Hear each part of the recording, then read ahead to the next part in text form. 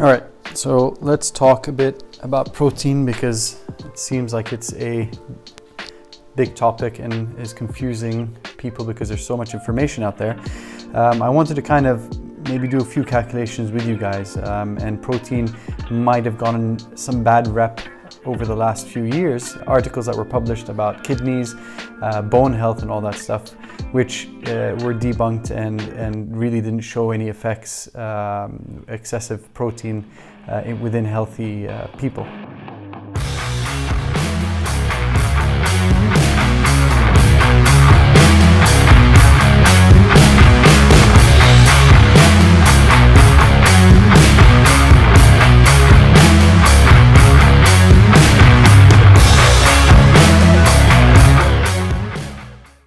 What I want to do today is kind of explain to you, I just want to kind of go through a bit of a calculation with you guys so you can understand what we're looking at in terms of the recommendations and what that kind of maybe translates into how many grams of protein that you'll get per day in general. So there is an institution called the Institute of Medicine. It authors different standards for nutrition or specific to nutrition.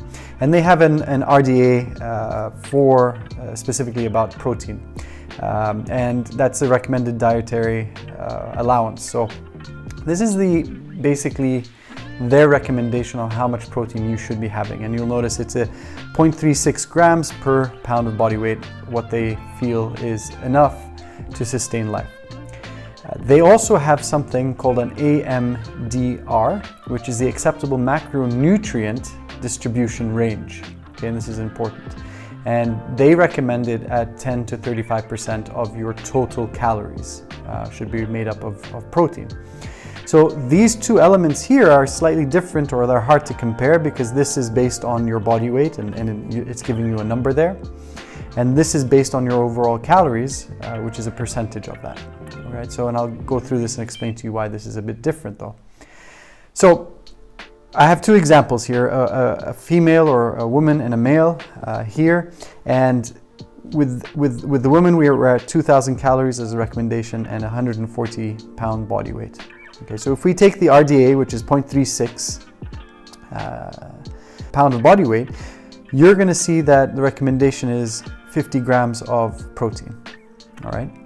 And if we calculate that as a percentage out of the 2,000 calories times 4 calories per protein, that's going to give us 10% of their caloric intake. All right.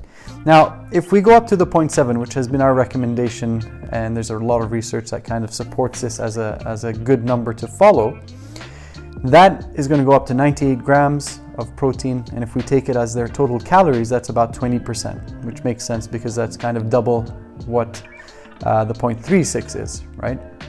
So when we look at these as percentages, we're in the range of what they're recommending of their AMDR, all right? So that is well within that range. So maybe the lower end here and here within the mid-range of what they're recommending for their acceptable macronutrient distribution range.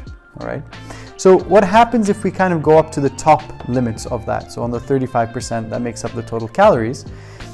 If we calculate that, that's 175 grams of protein per day, and that turns us into a multiplier of a 1.2 multiplier for protein. So that's become on the higher end, and that's 175 for the female, and the equivalent here of the male. So it's 65, 125 grams and 219 grams. But we're still within that range in the recommendation. So when we look at protein and what we should be getting, when organizations or government entities kind of recommend, it's for mass population that we're looking at. They're not taking into consideration other things. If you're doing CrossFit, if you're doing bodybuilding, if you're doing anything else from there, that range starts to differ, all right? Especially if you're in a caloric deficit, if you're trying to lose fat, you need to bring up your proteins so you can maintain your muscle mass. All right. Otherwise, what's going to start to happen is that you're going to lose fat and the muscle as well, which is not what we want. We want to at least maintain our muscle, and we do that by kind of increasing the amount of protein that we're taking in. So that's why that recommendation there of the 0.7 is a good starting point. The increase in protein, and this is what a lot of the studies are showing, has kind of offset and helped with other parts of health and wellness. Part of that is this sarcopenia, which is the loss of muscle mass over time. So in males, after 30, you start to lose muscle mass more rapidly than women if you're not maintaining it with resistance training.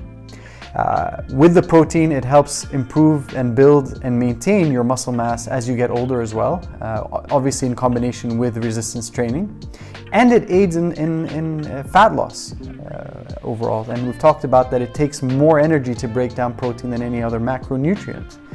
All right, so the 0.7 that we're using here is a minimum, and I would go up maybe maximum to a 1-to-1 ratio on pounds body weight. Which if you convert it is the upper end of the kind of the 2.2 grams per kilo of body weight. So don't let that confuse you. Then you're still within the range that's being recommended by the Institute of Medicine. And the benefits that research are showing is a lot higher than most people assume. It's not specific to one person. So depending on your goals, depending on what you're trying to do, how active you are, and how your lifestyle is, then the recommendations are going to differ.